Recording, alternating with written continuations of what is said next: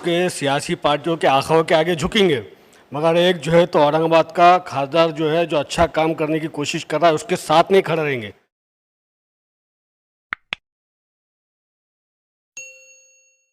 आप देख रहे हैं एसडीएम न्यूज़। मैं हूं रियाज अंसारी। आज हम एमआईएम के ज़िला सदर समीर बिल्डर साहब के कार्यालय आए हैं। जैसा सभी को पता है कि पहले इन्हें एक शहर की जवाबदारी दी गई थी और उन्होंने बहुत खूबसूरती के साथ अपने जिम्मेदारी को निभाया। शायद यही वजह है कि इम्तियाज़ जलील साहब ने उनकी कारकर्दगी को देखते हुए उनको शहर की और ज़िले की जिम्मेदारी दी। साहब, आपको हमारी ओर से भी बहुत बहुत बधाई, और आप पहली बार हमारे चैनल पे जुड़ रहे हैं, उसके लिए आपका स्वागत है हमारे चैनल में। समीर साहब, मेरा आपसे सवाल ये है कि जैसा इम्तियाज़ साहब ने जो है तो बड़ी ताकत के साथ, ज़ोर के साथ जो है तो ये वक्फ मसाइल को उठाया है, और हमने देखा है कि अभी हाल में आपने कल वक्फ बोर्ड के अंदर आपकी तमाम अराकीन जो मेम्बरान को लेकर एक ताकत का मुजाहरा किया, एक संदेश दिया है, तो इसके ऊपर आप पहले बोलिए थोड़ा सा हमारे चैनल पर। सबसे पहले तो समझने की ज़रूरत ये है कि खासदार साहब ने, इम्तियाज़ जलील साहब ने इस मुद्दे को क्यों उठाया। इस मुद्दे को उठाने की वजह ये रही कि अगर आप देखेंगे तो औरंगाबाद शहर में ही नहीं, पूरे मराठवाड़ा में वक्फ बोर्ड की इतनी सारी ज़मीन होने के बाद भी औरंगाबाद शहर में जो सबसे पॉश एरिया है, जो सबसे महंगा एरिया है जालना रोड का, वहाँ पर एक लैंड जो है तो औरंगाबाद के बड़े बड़े बिल्डर्स को, धन्ना सेठों को 1,50,000 रुपये के ऊपर लीज पे दे दी गई। इन्हीं धन्ना सेठों ने उस लैंड के ऊपर जो भव्य इमारत बनाई है, उसका इनका जो तो एस्टिमेट है एक जो है तो तकरीबन 100 करोड़ का। तो इन धन्ना सेठों की जेब में कितना पैसा जा रहा? 100 करोड़ रुपए। वक्फ बोर्ड को कितना मिल रहा? 1,50,000 रुपये। तो इसी के ऊपर जो है तो खासदार साहब की एक मुहिम है कि ये लैंड जो है तो हम लोग एजुकेशन पर्पज़ के लिए यूज़ कर सकते, हम इसको हॉस्पिटल के पर्पज़ के लिए यूज़ कर सकते, या तो हम इसको गरीब यतीम बेवाओं के पर्पज़ के लिए यूज़ कर सकते। तो ऐसे पर्पज़ के लिए ये लैंड यूज़ ना होके इन धन्ना सेठों के जेबों में 100 करोड़ रुपये क्यों जाए, इसके लिए ये मुहिम स्टार्ट की गई है। और यही नहीं, इसके अलावा भी और जो औरंगाबाद शहर में वक्फ बोर्ड के ऊपर बड़े बड़े धन्ना सेठों ने इमारतें बनाकर रखी है, उसके ऊपर भी हम आएंगे, मगर पहले हम लोगों ने इसको चूज़ किया है। और ये कोई पॉलिटिकल मुद्दा नहीं है, ये किसी राजकारण का मुद्दा नहीं है, ये मुद्दा एक गरीब आवाम के लिए लेकर है कि हम किसी धन्ना सेठों के जेबों में करोड़ों रुपए डालें, या हम उस जगह के ऊपर एक एजुकेशनल बिल्डिंग बनाए, या हम एक हॉस्पिटल की बिल्डिंग बनाए, या हम जो तो किसी गरीब को जो है तो वहाँ पर कुछ और इंतज़ाम करके दे। तो इसी के तहत ये मुहिम को हम लोगों ने शुरुआत की है। एक मुहिम इम्तियाज़ जलील साहब वक्फ बोर्ड ऑफिस में चलाएंगे, और एक मुहिम तमाम औरंगाबाद के हम शहरियान मिलकर औरंगाबाद के रोडों के ऊपर चलाएंगे इंशाल्लाह। सर, हम जब औरंगाबाद के शहर के, हमने भी कई लोगों से मुलाकातें की, दानिशवरों से मुलाकातें की, तो साहब उसमें एक सुझाव निकल के आया है। मैं उसके ऊपर भी आपसे कुछ तबादला ख्याल करना चाह रहा हूँ कि जैसा हमने आरक्षण पे एक मुहिम चलाई थी, इलियास किरमानी साहब ने उसमें बहुत बड़े, उसमें आप भी शामिल थे, सभी शामिल थे उसके अंदर, तो उन्होंने जो है तो उलमाए किराम को और एक मासूम बच्चों को आगे किया था। तो क्या सर ऐसा मुमकिन नहीं है कि हमारे जो मदरसे के जो गरीब यतीम बच्चे हैं, हम उनको नुमाइंदगी का मुजाहरा, जैसा हमने आरक्षण के टाइम किया था, हम उनको आगे करें उसके अंदर। उसके बाद राष्ट्रीयवादी कांग्रेस है, एमआईएम है, समाजवादी है, और जो भी हमारे पार्टीज है और जमातें जो इस्लामी तंजीम के जिम्मेदार हैं, ये हम मुत्तहिद होकर, क्या सर ऐसा बीच का रास्ता निकल सकता है कि हम एक लाएमल तैयार कर सकते?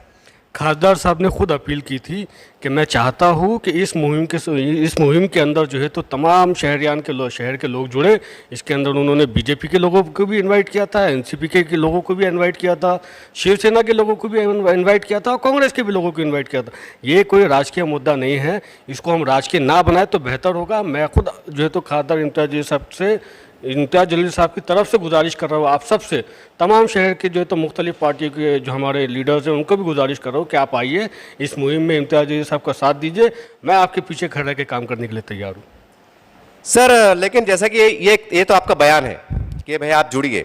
तो ऐसा हम क्या इस बात को मतलब महसूस करें कि आने वाले चंद दिनों में आपकी तरफ से या इम्तियाज़ साहब की तरफ से एक ऐसा एक अपील हो कि फला हॉल में फला में जो है तो मीटिंग है, और तमाम लोग, तमाम सियासी पार्टी के लोग अपने पार्टी लाइन से हटकर बहैसियत एक उम्मत मुस्लिमा, एक मुसलमान के दर्द के महसूस करते हुए वो शरीक हो, कि हम ऐसा उम्मीद करें कि आपकी तरफ से अपील होने वाली हो कि आने वाले चंद दिनों में एक मीटिंग ली जाएंगे, उसके अंदर सब शरीक रहेंगे। मीटिंग खासदार साहब ने जो है तो प्रेस के सामने बोल दिया खुल के कि आप सब आइए, जुड़िए, अपन इंशाल्लाह सब साथ में मिलकर काम करेंगे। तो अब इससे ज़्यादा और क्या आपको चाहिए? नहीं सर, कैसा है, फिर भी ऐसा एक पार्टी का अपना एक विखार होता है कि भाई हम कांग्रेस वाले हैं, राष्ट्रवादी वाले, हम अगाड़ी में है, और एमआईएम का एक खासदार है महाराष्ट्र में, तो हम इतनी बड़ी पार्टी वाले हम इनके आगे क्यों झुके? तो कहीं ना कहीं साहब ये बात दिल में खल रही है, हम समझते हैं। तो मतलब आप जो है तो आपके सियासी पार्टियों के आखाओं के आगे झुकेंगे, मगर एक जो है तो औरंगाबाद का खासदार जो है जो अच्छा काम करने की कोशिश कर रहा है उसके साथ नहीं खड़े रहेंगे, आप ये कहना चाह रहे हैं? सर लोगों के जहनी जो तस्करे से चढ़ रहे हैं। तस्करे नहीं, आप ये कहना चाह रहे हैं कि ये जो है तो कांग्रेस और एनसीपी के जो है तो उनके आखाओं के आगे झुकेंगे, मगर एक खासदार जो औरंगाबाद शहर में अच्छा काम करने की कोशिश कर रहा, आप उनके सामने उनके साथ खड़े की कोशिश नहीं करेंगे? माहौल तो कोई ऐसी दिख रहा है सर। मेरी गुजारिश है कि अपने आखाओं की जो है तो आप जो काम कर रहे हैं वो करिएगा, मगर एक अच्छा काम खासदार इम्तियाज जैदी साहब ने एक अच्छे आदमी ने एक अच्छा काम की शुरुआत की है, आइए हम सब साथ मिलकर इंशाल्लाह काम करेंगे। तो सर जैसा कि आपने बोले कि जालना रोड है, ठीक है, वो लड़ाई कानूनी लड़ाई है, वो चलती रहेंगी, लेकिन सर ये भी सच्चाई है कि औरंगाबाद में जैसे हरसुल का इलाका हो गया, और हम समझते हैं नारेगांव के आगे एक दांदली के गांधली को ऐसा गांव है, और ऐसे 10 बार जिसका मैंने खुद सर्वे किया हूँ, तो मेरे सर्वे के अनुसार आज कम से कम 350-400 एकड़ जमीन जो है तो एकदम ओपनली पड़ी हुई है। तो ऐसा मुमकिन नहीं सर कि हम इस बात का आपकी तरफ से तवक्कुर रखें कि आने वाले दिनों में जो गरीब गुरबा जो किराए से रह रहे हैं, आपकी तरफ से कोई ऐसा लाएमल कोई एक ऐसी तहरीक शुरू हो कि आइए हम आपको बिठाने काम करते हैं? इंशाल्लाह आप सब आइए, अपन सब साथ में मिलकर काम करेंगे, आप भी कुछ अच्छा मशवरा दीजिएगा, हम आपके मशवरे के ऊपर भी काम करेंगे। और जो बात आपने कही है कि ऐसी जो लैंड है उसके ऊपर अपन ने जो है तो गरीब और यतीमों को वहाँ पर कोई आसरा देना चाहिए, तो मैं भी आपकी बात से पूरी सहमत रखता हूँ। इंशाल्लाह आगे चल के इसकी भी अपन कोशिश साथ में मिलकर करेंगे।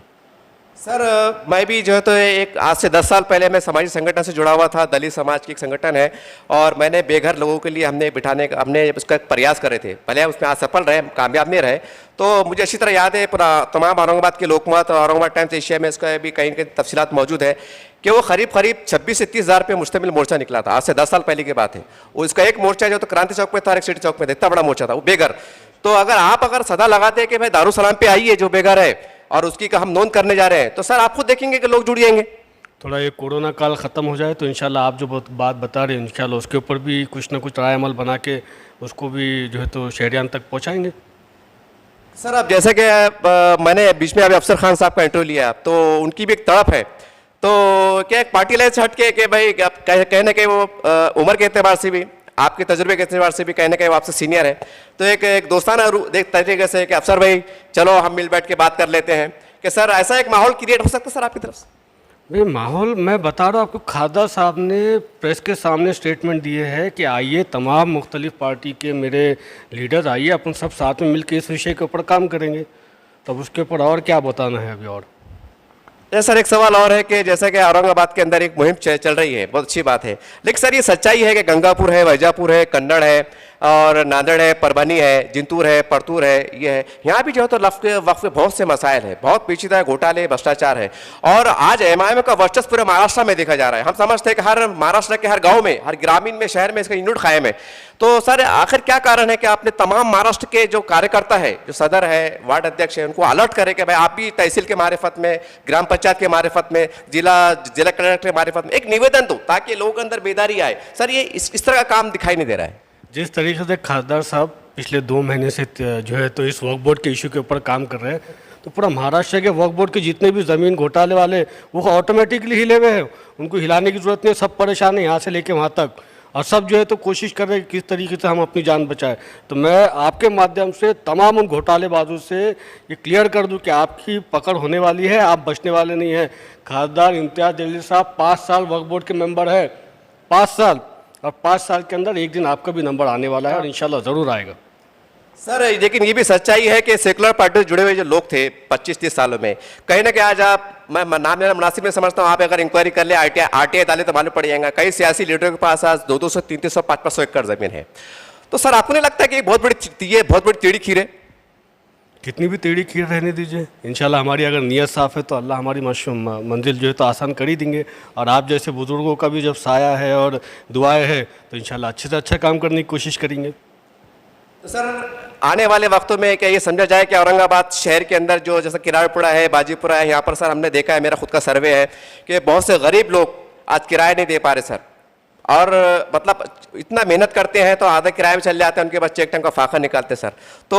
उनको दिलासे के लिए, उनको तसल्ली के लिए आपकी तरफ से क्या ठोस पैगाम है? हमारे तरफ से आपके माध्यम से ये गुजारिश है कि आप समझिए ये इशू क्या है।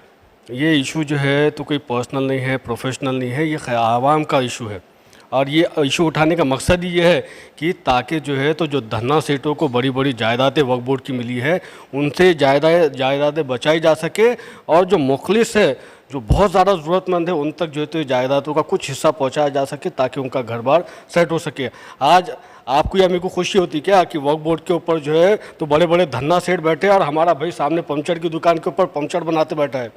कि हमारा भाई वहाँ बैठना चाहिए, यहाँ बैठना चाहिए। इसी के लिए, इसी के तहत ये मुहिम है पूरी। सर एक सवाल और है मेरा सर, कि औरंगाबाद के जो हमारे तमाम इस्लामी संगठन है, जैसे जमात इस्लामी हिंद है, जमीयतुल हदीस है, जो भी है अहले सुन्नत जमात है, हाँ, तो सर ये भी सच्चाई है कि बहुत बड़ा हमारे मुसलमानों का तबका उनको फॉलो करता है। तो क्या आपको नहीं लगता सर कि एक सियासी मुहिम में एक हमारी जमहूरियत का फ़ायदा उठाते हुए, लॉ एंड ऑर्डर के अंदर रहते हुए एक हम बड़ा मोर्चा निकाले, ये इनसे हम इसमें इन्वॉल्वमेंट हो, क्या ऐसा मुमकिन नहीं है सर? बिल्कुल मुमकिन है, बिल्कुल मुमकिन है। और जो भी जमातों का आपने जिक्र किया वो बड़े ही जो है तो एहतराम वाले, अदब वाले जो है तो हमारे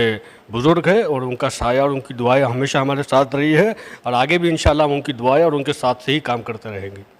सर मैंने सर्वे के दौरान अभी पिछले महीने के अंदर मैं कई बिल्डर लोगों से मिला हूं, और बिल्डर लोगों से सर मैं इसलिए मिला, आपको मैं शेयर करूं बात को, कि भाई जैसा कि आप बड़े बड़े कॉन्ट्रैक्ट लेते हैं, करोड़ों रुपए कॉन्ट्रैक्ट लेते हैं, कॉलोनी बनाते हैं, एक बहुत बड़ी बिल्डिंग बनाते हैं, तो क्या ऐसा मुमकिन नहीं है कि भाई अगर इम्तियाज़ जलील साहब अगर एक कानूनी कार्रवाई करके वो आपको 10 एकड़ 15 एकड़ ज़मीन अलॉटमेंट करके दे और आपके उसमें शेयर रहे, या और भी लोग पार्टनरशिप जैसे रहते हैं, वो बिल्डिंगें बना के दे, उसमें फिर वो जिस तरह से कारोबार होता है कम से कम कीमत में,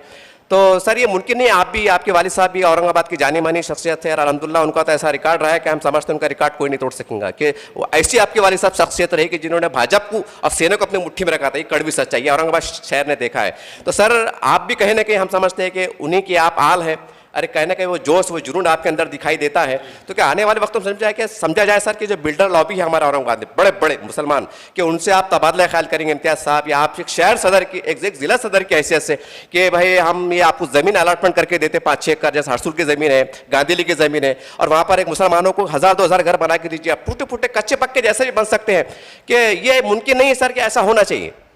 आपका सवाल बिल्कुल जायज़ है, और इंशाल्लाह आने वाले वक्तों में इसके ऊपर भी हम लोग क्या कर सकते हैं और क्या इसके अंदर हम लोग लाए अमल तैयार कर सकते हैं, इसके ऊपर भी हम लोग चर्चा करेंगे, और इंशाल्लाह आगे जैसा भी कुछ रहा तो आपको बताएंगे। मेरी पर्सनल जो है तो इसके अंदर राय, या मेरी पर्सनल अगर आप बात सुनेंगे, या मैं जो इम्तियाज़ भाई के सामने भी जो बात रखूँगा यही है कि वक्फ बोर्ड की जो ज़मीनें हैं जिसके ऊपर बड़े बड़े धन्ना सेठ है, जो है तो हमारे वक्फ बोर्ड के ऑफिसर भी है, हमारे वक्फ बोर्ड का हर ऑफिसर जो है तो इन सारे जो है तो स्कैम के अंदर, घोटालों के अंदर जो है तो पूरा जो है तो ये इनके सहयोग के बिना ये स्कैम हो ही नहीं सकते। तो इंशाल्लाह आगे चल के इन स्कैमों को ओपन करेंगे और वही ज़मीन जो है तो हमारे गरीब मुख्तलिफ भाइयों तक पहुंचाने की इंशाल्लाह हम और इम्तियाज़ जी सब कोशिश करेंगे। ये थे समीर बिल्डर साहब, जिला सदर MIM। बहुत हमने इनसे खुलकर बातचीत की, इन्होंने बहुत ही खुलकर जवाब दिया। कुल मिला के जो बात यहाँ से निकल के आई है वो हम हमारे दर्शकों को बता दें कि आज जैसा इम्तियाज़ जलील साहब ने वाज़ेह तौर से कह दिया है कि मैं MIM का खासदार हूँ, एक अलग चीज़ है, लेकिन बहैसियत मुसलमान के हम सबको आगे आने की ज़रूरत है, मिलने की ज़रूरत है। अगर हम यहाँ पर हमारे औरंगाबाद मराठवाड़े के सियासी कायदीन, बतौर ख़ास मुस्लिम कायदीन, अगर अपनी सियासी अनापरस्ती और मफाद परस्ती का मुजाहरा करते हैं तो कहीं ना कहीं ये उनकी सियासत पर, उनकी मफाद परस्ती पर, उनकी कौमियत पर अपने आप में एक सवाल निशान लगते हुए दिखाई देता है। हम समझते हैं कि आने वाले वक्त में जैसा हमने आरक्षण के टाइम एक मनज़्ज़म तरीके से काम किया था और हमारी ख़वातीन, हमारे मासूम बच्चे को हमने आगे किया था, ताकि हर पार्टी को उस वक्त भी हमने देखा है औरंगाबाद शहर ने एक अनापरस्ती का माहौल देखा गया था कि अगर उनके हाथ से हम निवेदन देंगे तो उनकी वाह हो जाएंगी, उनके हाथ से देंगे तो उनकी वाह हो जाएंगी। कहीं ना कहीं सियासत कार फरमाती। हम समझते हैं कि हमारे औरंगाबाद के जो मुस्लिम जो तंजीमें हैं, जिम्मेदारान है, ये भी कहीं ना कहीं आगे बढ़कर अपनी जो है तो क़यादत का मुजाहरा करेंगे, अपने मशवरे देने की कोशिश करेंगे। इसी तरह से कांग्रेस है, राष्ट्रवादी है, समाजवादी है, और जो भी हमारे सियासी तंजीमें हैं, ये कहीं ना कहीं ये सियासत से ऊपर उठकर, क्योंकि 70 साल का वक्फा हो गया साहब, हम तबाही के दहाने पे चल रहे हैं। बहुत हैरत की बात है कि आज आदिवासी समाज जो है तो पिछड़ा समाज जिस खुलेआम कहता है कि जो सरकारी है वो हमारी है, और आज हमारे पास तो इतने बड़े बड़े दिग्गज कायदीन बैठे हुए हैं, और हम अगर अनापरस्ती में चलते हैं तो ये बहुत शर्म की बात है। लेकिन सवाल ये भी है कि पहल कौन करे, तो पहल इम्तियाज़ साहब ने कर चाहिए, इमाम की तरफ से पहल हो गई। अब देखना यह है कि आपको अपना सियासी मफाद प्यारा है कि सियासी पार्टी का मफाद प्यारा है, ये आने वाला वक्त बताएगा। और हम समझते हैं कि औरंगाबाद का मुसलमान, महाराष्ट्र का मुसलमान ये तमाम एक्टिविटी में नजर रखे हुए और आने वाले वक्त में दूध का दूध पानी का पानी हो जाएगा।